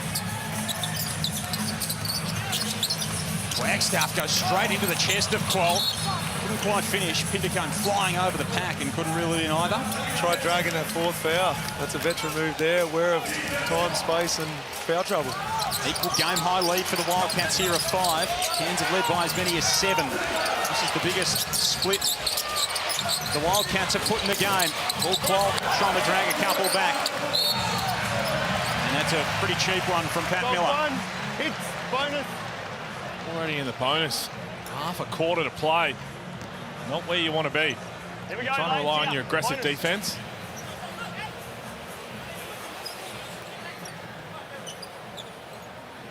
Jordan Usher will step to the stripe. He's made a couple of big defensive plays in this game. 11 points. Bryce Cotton's got 14 to lead the Wildcats. And Doolittle with 11 to go with 9 rebounds. Usher misses the first.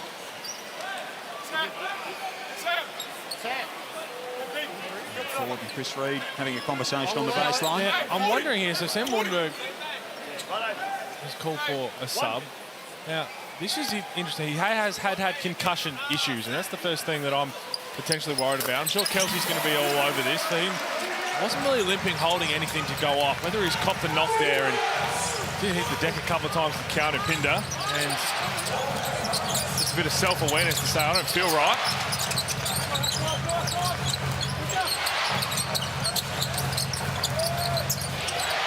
Miller almost loses it. That's to the free throw line. And he's as flat as a tack. Let's check in with Kelsey Brown. Yeah, Sam Wardenberg is still having a chat with the physio here, but I want to talk about that last time out. Taj McCall, Adam Ford hardly spoke to each other. It is a little bit icy down here, and I feel like there's a bit of disconnect between the players. Kels. McCall looked like he was more interested in getting a drink than listening to what Adam Ford had to say. He was floating out the back of the huddle. Wardenberg looks like he's headed our way and maybe headed for the tunnel, which is not good news for Taipans fans as AK Gak takes it right into the chest of Keanu Pinder and picks up an offensive foul. He's walking by us now, and there is a noticeable limp for Sam Wardenberg, so hopefully it is something more so than that rather than anything to do with his head. And he is definitely favouring one of the right leg, it looks like. So hopefully that's nothing too serious, because he has been really best player on the floor. We'll find out more, because Kelsey Brown was chasing after him at speed. Can't go back there, Kelsey. Can't go back there. Getting a big pre-season in. West Coast Fever kicking things off here in a couple of months. Bryce Cotton getting all the way inside with a trademark finish. And that's 4 on Paul Qual. Here we go. He just wears you down. He just wears you down. Bullquall has been brilliant this game at the defensive end in particular. But at the end of the day, Bryce won't stop running. His teammates won't stop setting screens or running plays for him. And he's that good that he just finds a way to get to the free throw line, even if he's not getting open looks. So whilst he's got the 16 points, you know, a fair chunk of the 4, maybe this will make it 5, have come from the freebies. Yeah, frustration right now with Bullquall with the assistant coaches. He's talking about the set on the floor and whether there was no help for him. And I think that's Bullquall basically saying, look, I'm trying to actually front him or overplay. So if I get backdoored or he gets by me, I need someone else to step up. And if you're going to guard that close and try and deny him the ball, then you do need your teammates being aware of where Bryce is, because you're dependent on them taking away backdoor cuts, you're dependent on them taking away curl cuts. So that is Bull pointing to his teammates saying, I'm doing my role. Where are you guys? You've got to help me out here a little. There's absolutely nothing to read into that other than that. Just a player who's frustrated. He's trying to do his very best to quiet down MVP. And again, as you said, there's only so much he can do, right? Eventually he's going to get clipped with the screen. Eventually Bryce Collins going to shake free. That's what you need. Not just one, you need all 4 players on the floor to have you back. Main adds the bonus after a nice feed. Inside, found him underneath the cup, exploited the mismatch. The lead was at 9 points, the biggest lead for the Wildcats. Cotton getting inside, Saar trying to keep it alive. And we'll have a jump ball. Possession arrow will keep it in red. It's been a 14-8 quarter in favour of the Wildcats. We were tied at 30 at quarter time, tied at 57 at half time. It's now 71-65. Cairns just got to stay in this because they've played really well up until this point, and you know that Perth are going to go on runs. That's just going to happen. They're playing in front of their home crowd as well. So just weather the storm and trust the game plan that you've executed pretty well up until this point. Cotton on the bounce to Usher, who's bouncing all the way upstairs. Up until that. No help defense again.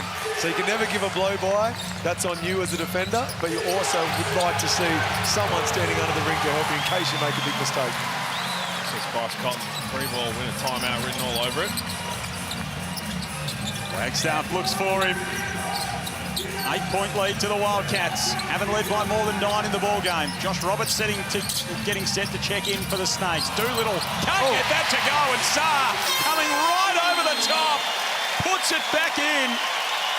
10-point Wildcats lead, a new game high, and Adam Ford has seen enough. He's trying to get some subs in, but that dunk from Jordan Usher combined with a turnover from Taron Armstrong. And Perth get that putback from Alex Saar.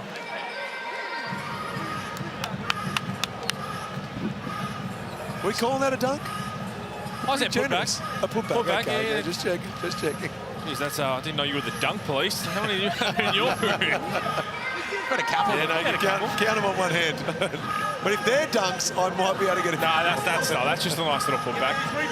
We're calling the AK Gak one earlier tonight a dunk. Yeah. That's a legit dunk with a goaltend. This is Here we go. Is it a dunk? Well, this is Jordan Usher. Absolutely. Yep. There's no arguing that. That is a certified jam. But this is the issue, right, with the way that Cairns have been playing. They're basically saying all 5 players, which you need to do, know where Bryce Cotton is. The problem is you do that, you get so focused when he's not involved in the play that you're not on the regular help side in that situation where someone needs to be on the split line. The rotation wasn't there. Yes, you're going to get beat at times. But if you get beat, who's going to be there to put their body on the line? Nobody. The general rule of the defensive end, though, is if you get beaten with a blow by one dribble to the ring, you can't rely on any help side defender because you've got to be super quick. An offensive guy's got to take at least 3 dribbles before they get by you to buy time for your teammates to be in the right help side positions. 6-time defensive player of the year, Damien Martin, NBL champion Pete Hawley with you. Great to have you with us. Second leg of a Saturday night doubleheader. Emily Maley, Kelsey Brown. Where's their offense going to come from with no Sam Wardenberg? He's been the one. Pat Miller's 15 points as well. Missed that one. Sam Wardenberg, 19 points, 7 of 8. And I haven't seen him back since going to the locker room. He was quick to sub himself out, wasn't he? He knew something was going on. They're in the locker room now. He's been the best player on the floor up until now. Love to see him return. This team's in the bonus, so everything to the stripe from this point out as Clinton rises up at Cairns a triple. Jesse Wagstaff knowing, okay, if I try and call it a little bit more, I might get beat by a potential lottery pick. I'm just going to sit down here and put my hand up, and if he knocks it down, okay, my bad. Cotton working on Clintman. To Usher. Clintman with the steal. Bobby all the way. Off to Armstrong. Cotton got a hand in. Looking for Mayan. They do keep the rock, the Snakes. Perhaps fortunate to do so. Clintman again from downtown. Can't hit that time. His fellow next star, Alex Sarr, grabs the rebounds. 7-point Wildcats lead. Play that Sam Wardenberg music because he's emerging from the tunnel. Noticeable limp. You asked me earlier who would have sprint between Jesse Wagstaff and yours truly. We just saw Jesse in full stride there, and he saved too. Good to see Sam Wardenberg emerging again for the Taipans. 19 points in that first half, 7 of 8 shooting. He was red hot to start as Cotton draws a foul. Going inside. Been a bit of chat about Bryce Cotton and drawing fouls in the last couple of weeks, Damo. Yeah, and I love that, unlike the previous fortnight, he doesn't say a word to the referees tonight. I think he's just going to focus on his game and just move on, foul called or not. But he does draw a lot, and deservingly so, with how aggressive he is with the ball and attacking the ring. Of course, the Harlem Globetrotters coming downtown, Australia and New Zealand, down under with their World Tour this year. Plenty of basketball fun coming to a city near you. Scan the QR code on the screen. Head to hg2024.nbl.com.au to get your tickets. Get the family along.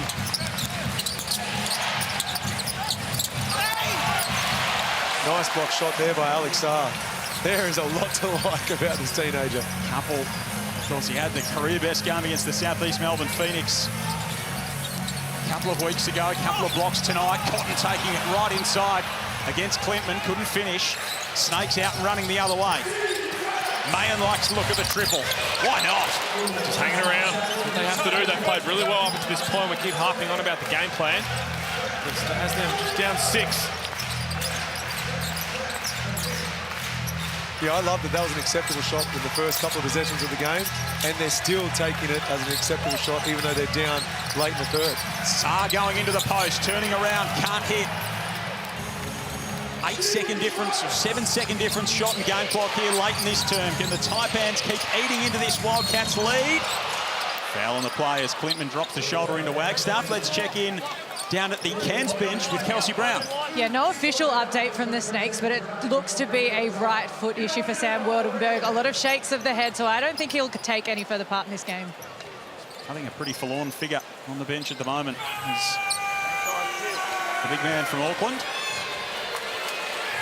A foot injury, if I can recall correctly, that kept him out of summer league action. So just the way that you can sort of see him, one, he'd be frustrated because he's been playing so well and he's been waiting for a game like this. And two, you just hope it's nothing that led up again that he's had to deal with in the past. He's had a horror luck. He's missed out on both summer leagues in the last 2 years because of injuries. And he was sick during the NBA game as well. Had some serious foot injuries in the past as well with Ellis Frank, which isn't good news, especially for a big man. So 10 seconds remaining in this third period. Wildcats by 5. Cotton winding the clock down, getting to his spot. Can't hit. Sarr rips it down. And there's a foul on the play. Maybe bonus 2. It's 4 on Latmayan now. Okay, we got 2. Let's line up. Alex Sarr will go to the line with 8 points to his name so far. Straight. Adam thought I was like, so you might want to just take Latmayan out because he's got 4 just to make sure he doesn't pick up a 5th. And he puts in Bull Cole, who's also got 4. Off the free throw line, though. Off the free throw line. Just get it back, and if we get a quick catch and shoot. Sarr connects on the first free throw, and of course, does recall just under 9 minutes for the game tonight. Not a big part of this Cairns Taipans rotation. Having played 32 minutes a game to this point in the season. Sarr gets both to go. 7-point lead. Clintman from half court put way too much juice on it. And the Wildcats have put some distance between they and the Snakes at 3/4 time. They've opened up a 7-point lead. They turn for home, 79-72.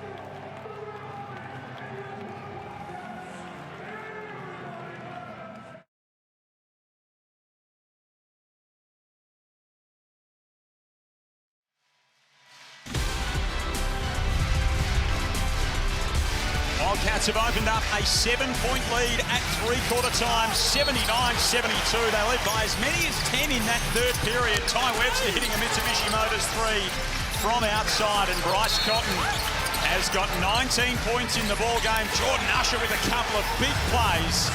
And the Wildcats have taken control, but Damien Mark and Pete Hawley, the Snakes aren't quite out of it yet. No, it's been incredible three quarters so far. Both teams right in this, and we've only seen 14 total turnovers all game, 7 per team. It's been fantastic viewing, in particular at the offensive end.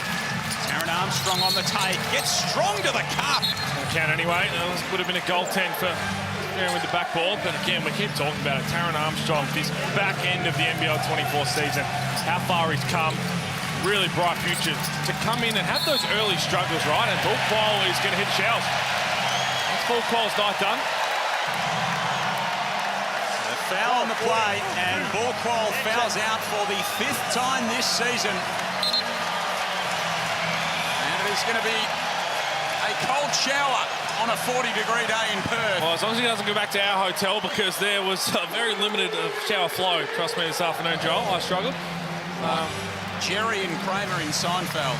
Low flow. It was unbelievably low. I said, I know the guy whose jerseys are tied down the road, and they said, sorry, this is the best pressure we have. And in comes Lat Mayen. So Taron Armstrong has the assignment. So the Wildcats catch a break early in the piece in this final term, up by 5. Quick shout out to Perth Caravan Park. I think the flow's there good. I don't know what you're complaining about. Christian Doolittle hits the jump shot. Armstrong up the floor to Roberts, who gets it to go, so an easy bucket there. Let's go across to the opposite sideline. Annalie Maley was listening to John Rillie at three-quarter time. He had an emphasis on being smart with their foul trouble. He doesn't want to send them to the line early in this quarter, and he wants them to rebound and run. He said that they haven't been getting the cheapies that he's been looking for. Thanks, Annalie. Lost 2 of their past 3 coming into this one, Perth. A win absolutely locks up second spot. Need things to go wrong and things to go very right for Tassie from here, but a win tonight, they take care of business, and that is a foul on Keanu Pinder. And this is going to be the conversation that we continue to have with Bull Quoll. When you are too important to your team defensively, and he's going to pick up fouls. That's just in his nature. The way he defends, he's going to, and you allow, they say it's understandable, but you go back through his 5 fouls each game. There's always a couple there that you just shouldn't have. Those inexcusable ones, whether it's holding off the ball in the first quarter. It was 30 seconds in to this final quarter. You know you're on 4. Yes, you want to send a message, but there's no need to be getting that foul. You've got to know if you're going to pick up full court, you're at the discretion of the referee to call whatever they want if you're going to try and steal. I think of someone like a Mitch Norton who also likes to pick up full court. You've got to show those hands and then apply the pressure. Pretty much when it's off the ball and not as obvious. Very, very different defenders, aren't they? Because Bull Quoll, one of the elite defenders in the league, Mitch Norton has as well. But Mitch Norton's very similar to a guy like Shea Ely, right? Yeah. When they do that, their hands are out. They like to use their chest. They like to use their body, much like you did, Damo. Although you were very, actually, no, I take that back. You were handsy as. Oh, settle down, mate. My finger's still dislocated from the amount of times you would. But that's what makes you an elite defender, right, as well, is being able to do all of that without having to put your hands in there and just say, okay, my body, my chest, I'm going to beat you with my agility and get you the spot and just turn you that way. Choose your times as well. It's an obvious one when it's one-on-one full court. I love the pressure. I love the way he's played. But on the flip side, maybe you can get a bit more physical when it's off the ball, when they're trying to come, give them a little bump, and see how they respond that way. Taron Armstrong just said, you know what, I'm putting my hands behind my back. And we're going to put them in the vision of the referees. Here's Doolittle from the free throw line. He rattles that one home. Christian Doolittle, another double-double, 15 and 10. Just to confirm, no, you weren't handsy? Only with you, mate. Only with you. Fair enough. Did you get the call, though, Pete? Absolutely not. That's why he's in the rafters. That's what greatness does. Mate, he turned straight to his coach and say, yeah, review that, review that. Wasn't around back then. Miller gets that to go over Saar. Not sure if I was in that circle of trust with Dino to be getting against coaches' challenges. So still a 4-point game. Taipans are making a good fist of this down the stretch. Looked like the Wildcats might run away with it in that third period. Here's Saar going over the top of Roberts. Can't hit. Inter tried to keep it alive. And it bounces off the bonds of one of our cameramen down there. Again, all the run the Perth's been on in front of their home crowd. They're down just 4. They're in a really good spot. Think about what could come back to hurt them.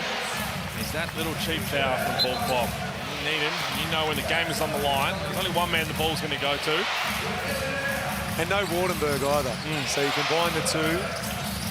It could come back to haunt him. And saying that, Patrick Miller just kept going. He doesn't care who's defending them. He's going to take him into the key and back himself in.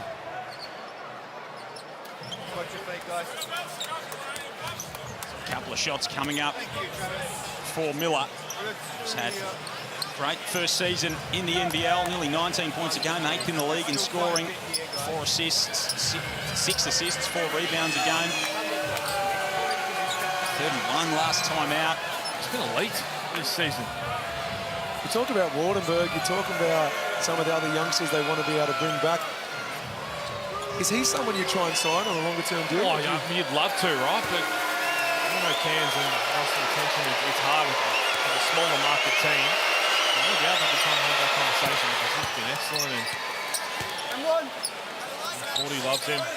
Well, the Cairns, his family loves Cairns as well. He loves Australia. Keep him in his league. Leads all scorers with 21. He's got 5 assists, and it is a 2-point game.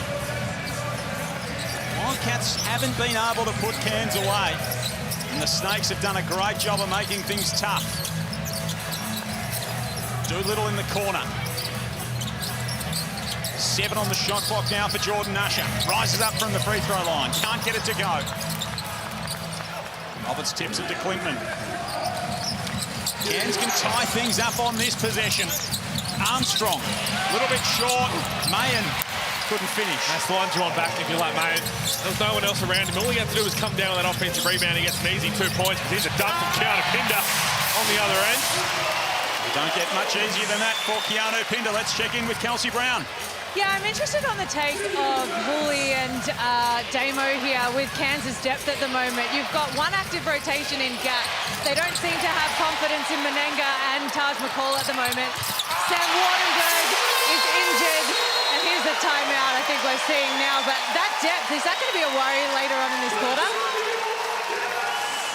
Usher getting the dunk to go. Pose that question to Damo and to Pete in a second. It is a 6-point lead to the Wildcats at the snooze timeout. 88-82 with 6:48 remaining.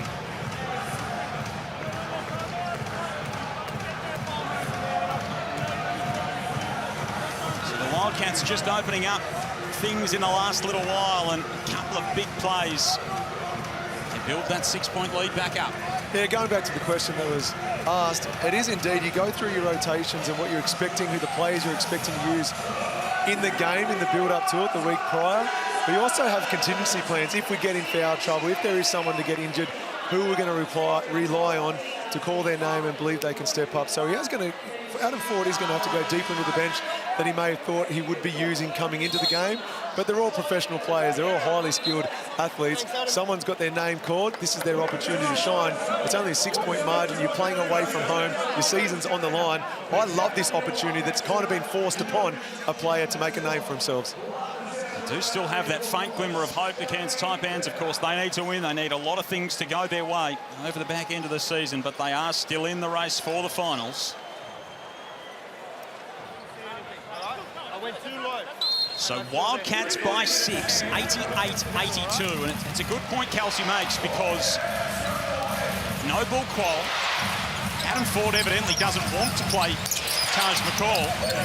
So they need some contributors here in these late stages.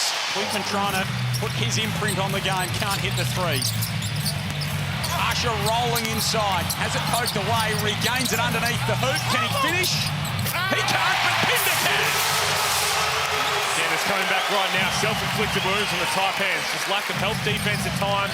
Haven't been able to come up with an offensive rebound when it matters. Story there, Stephen, Pete. 15-0 boards so far as Pat Miller answers right back. He is a one-man wrecking machine. But this is the depth will be tested, no doubt. Pat Miller's trying to do it solo because Wardenberg, who was the star of the game up until being injured, 19 points. Doesn't look like we're going to see him a whole lot more. Will Cole's fouled out. Bryce Cotton's starting to roll. When this Wildcats team gets going, they're so hard to stop. second in the league at scoring at 94 a game. Scored 100 or more points on 11 occasions this season, more than any other team. Bryce Cotton making moves again, getting inside. Can't quite finish.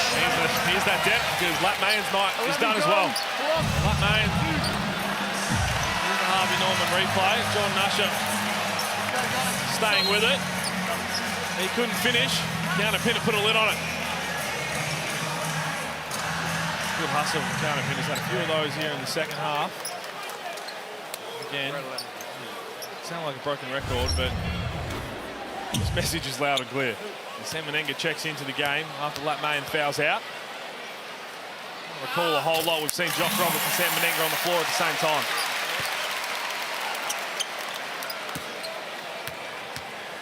No McCall, no McReason. Why? I don't know what's going on down there. Well, when there's no McCall, you don't have to answer anything. Hey. Seriously. I'm a dad, I'm allowed to get away. That's true. I just don't have anything better. Here's Menenga, thought about it from outside. Clintman taking it all the way inside. That was ambitious, audacious from Bobby Clintman. Speaking of audacity, Jordan Usher's got plenty of it. Jeez, he's been good in this fourth quarter, Jordan Usher. And they're making quick decisions when Bryce gets the ball out of his hands.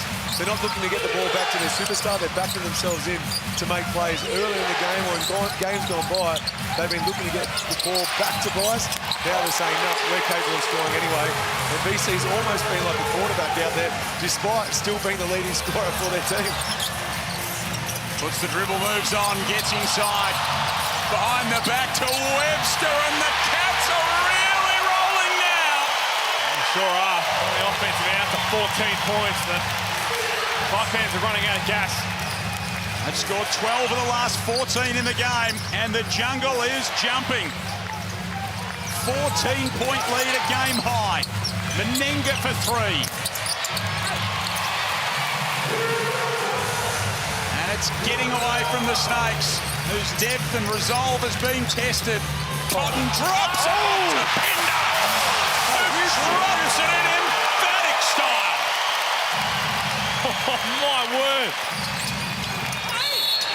And a block on the other end for Pinder, but a foul on the play. Bryce Cotton, as well as we've been talking about Cairns trying to defend him, he's got 23 points. He's got a few assists, nothing better than this, Damo. That's in the back of his head. Keanu Pinder forced three, which he's been doing all night. Keanu Pinder just as easy as you like. So, Alex Madronya has checked into the game. And enough said. Yeah, I mean, we've been talking about it. And again, I said that trying to play the right way, the way that Cairns have been trying to go forward. So he came on in the third quarter, played the 2 minutes. He had 3 floaters that missed. The last one airballed, but 2 of them were heavily contested. There wasn't a whole lot of ball movement. And Ford just took him out straight after that timeout, and we haven't seen him since. Yeah, this isn't about the players he's played ahead of him. This is just making it really obvious that he's not going to turn to him at all. Alex Madronya's played 8 times all season. Lockie Anderson's played 3. Taj McCall had played nearly 32 minutes a game before tonight. Keanu Pinder rolling downhill again. Wildcats with 100 on the board, and Pinder will go to the line for 2 more. And the Wildcats now in the bonus from this point forth. As good as Bryce is, and how great he always is, he's had some really good help. I think Christian Doolittle has probably been the best player on the floor for Perth. 15 points, and they needed the score ticking over, right? Christian Doolittle was doing that. He's got 10 rebounds, 4 on the offensive end, a couple of assists, and just his presence once again, he's been enormous. And then Bryce Cotton, as you said, and we've said a whole lot, he's got a better motor than anybody else in the league. So even if you set a time for the first 30 minutes of the game, it doesn't matter. He trusts that when you get a little tired, when you drop from perhaps 90% to 80, he's still at 98. I love to read his odometer from this because he does not stop moving. So whether it's led to an open shot, whether it's led just spacing the floor for his teammates, he hasn't stopped moving, and his teammates have been the beneficiaries of his hard work. Klintman from deep. That one won't go. Pinder rips down the rebound. I think the score bench might have gone a bit early on the sound effect there on that second Pinder free throw. It didn't go down. Here's Cotton again. Oh, it's another vintage performance from Bryce Cotton. 26 points, 33, 25, and now 26 against the Taipans this season as Roberts floats one home at the other end.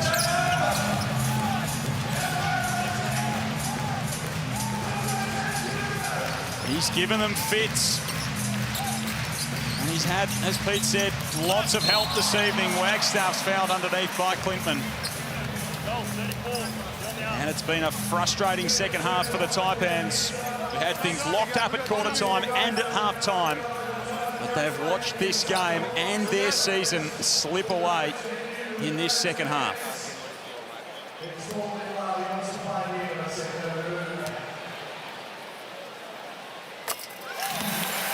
Lucy Wagstaff goes to the line and cashes the first. This is going to be a strength of Perth once they go to the postseason, a semi-final series, potential championship series is, okay, if we have to slug it out for 3 quarters, another team's playing, executing their game plan in the 4th quarter, can we rise above it?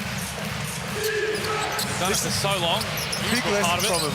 You know, we used to have a few corny metaphors or cliches or watch the movies for inspiration. Speaking of inspiration, I better stop and see what happens here. Oh my God! Is that the best missed dunk we've seen? Can we count that as a dunk? Holy moly! He's having a little giggle to himself, the little superstar. Bryce has gone for the greatest. This is the best non-highlight highlight of the season. Oh, he's just missed it. He's just missed it too. I know I wouldn't have counted, but have a look at... Get that man in the dunk contest. Damn!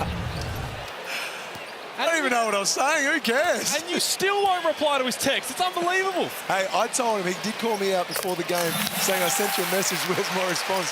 I said, you give me 30, I'll text back. He's currently at 26, true. So he's still got a bit of work to do. I know the Wildcats have got 2 games next weekend. Can we get Bryce Cotton to Indianapolis for the NBA All-Star Dunk Contest? Good grief. Well, the game's been done for the last minute or so, and he's staying out there, and I would argue to say that he just wants that text back. 20-point lead for the Wildcats. They just keep building and building this margin. Now Ty Webster's fouled. He thought about going up for it. He's not one of the floors down that end. It did start with Wardenberg, didn't it? It did. One of the early points of the game. Nice two-handed dunk. Now, if Jesse Wagstaff gets up here in the last 2.5 minutes, I'm out. That'll do me. Contact from behind or on the side before the after shooters.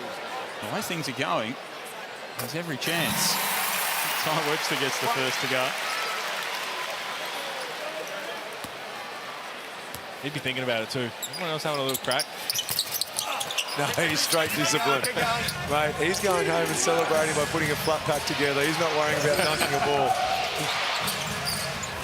So Meninga, Madronya, Roberts, Anderson, Klintman out there for the Taipans. It's a highly unusual lineup.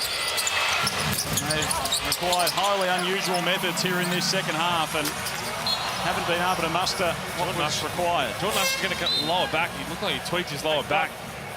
Had a little fall there, and he's come straight out of the game. Called for the sub himself. Shakes his head as he heads behind the bench. Looks in a bit of distress. Sound the siren, because we're getting some Ben Henschel minutes. Time out here from John Riley, just to talk about this to the bench unit, how to finish this game. Just get the ball to Ben Henschel and get out of the way, Pete. He's an excitement machine. I hope they do exactly that. He can fill it up. 109 to 88. The Wildcats have gone a long way to locking themselves up second spot, which they will do with a win this evening. They lead by 21. Snooze timeout with 2:04 remaining, and Bryce Cotton, 26 points, 7 of 14 shooting, and a lot of talk about his form during the week, and well, it never takes him long to find it again. No, not at all. He was always bound to have a great bounce-back game regardless of who the opposition would be. And credit to Cairns Taipans. I do believe they've had a great game plan for him. Done a very good job at times, but he just breaks you down. He wears you down over the course of 40 minutes. And we had Trevor Gleeson years ago as coach, and he used to say, you know, diamonds are made by applying pressure over a long period of time. And he used to challenge us to try and be diamonds, as you know, sad or as corny as that sounds. But this is exactly the style of game that a lot of coaches like. You stick to your game plan, stick to your structure. Eventually you'll break them down, and we've seen that from Bryce Cotton. That shooting chart is one you'd be very happy with, whether you're BC himself or his teammates or his coach. The shot chart, thanks to Blackmore's, Pete, and whatever vitamins Bryce Cotton is taking, I'll have some. Thank you. We're just having a little chat to Keanu Pinder. I think he was saying, if I got that and it counted, that's better than your 360 breakaway. And he'd be right. That's what he's saying. He's spot on. And Keanu's reply to that would be, well, mine was actually in play. Yeah, can you have a #1 play of the week when the points don't even count? If Bryce Cotton had got that to go, absolutely you can. Here's Alex Madronya. He can't get that to go. And here is Ben Henschel for the Wildcats, coming the other way. Season high score for Perth is 118 for those playing along at home. Turnover from Michael Harris, who hasn't seen much of the floor tonight. Hasn't seen any of the hardwood before this stage of the game. And Clinton comes down, has it knocked loose. It's the 4th team foul for Perth.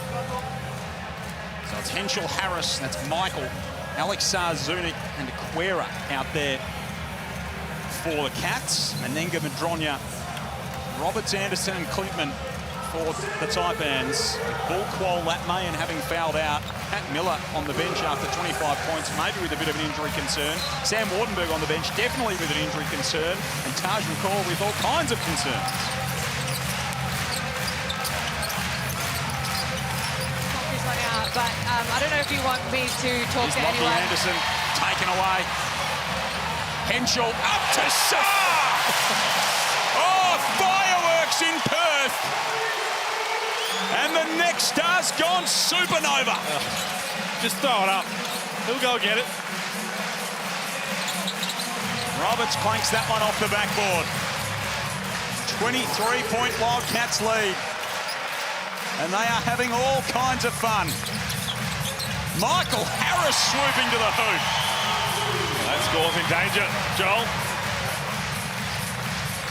It's against Brisbane a couple of weekends ago. 118 points for the Wildcats. Harris with a big defensive play. Jump ball. Possession arrow will give that to the Cats.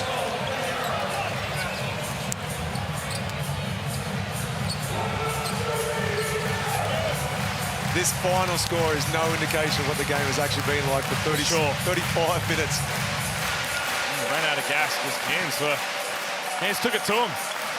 80% of this game. 37 seconds remaining. Kyle Zunic can't get it to go. Saar almost hammered home another putback. Klintman's in the corner, lets it fly. And the Wildcats are out and running. Henschel leads the break. Zunic can't quite find him. Still a couple of seconds between the shot and the game clock. Alex Saar to give us one more for the road. Little fadeaway from the baseline. Oh, that is so pretty. This man's potential is sky high. And that, ladies and gentlemen, could be your #1 pick. a little shake and bake. Single figures on the game clock. The block at the other end. 3 seconds remaining. Henschel upstairs and a foul. And the Red Army around RAC Arena are on their feet, and rightly so. They are loving it.